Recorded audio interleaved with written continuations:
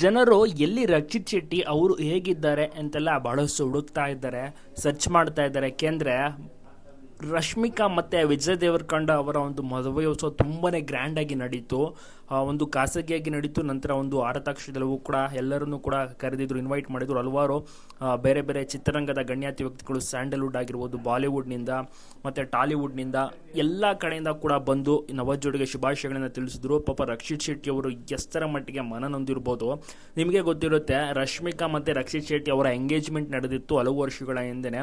ಅದಾದ ಬಳಿಕ ಏನೋ ಮನಸ್ತಾಪದಿಂದ ಬ್ರೇಕಪ್ ಸಹ ಮಾಡ್ಕೋತಾರೆ.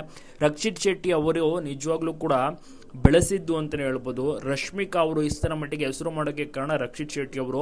ಅವತ್ತು ಕಿರಿಕ್ ಪಾರ್ಟಿಯಲ್ಲಿ ರಶ್ಮಿಕಾ ಮಂದಣ್ಣ ಅವರನ್ನು ಆಯ್ಕೆ ಮಾಡಿರಲಿಲ್ಲ, ಆಡಿಷನಲ್ಲಿ ಸೆಲೆಕ್ಟ್ ಮಾಡಿರಲಿಲ್ಲ ಅಂದರೆ ಇವತ್ತು ಇಷ್ಟರ ಮಟ್ಟಿಗೆ ಹೆಸರು ಮಾಡೋಕ್ಕೆ ಸಾಧ್ಯನೇ ಆಗ್ತಿರಲಿಲ್ಲ.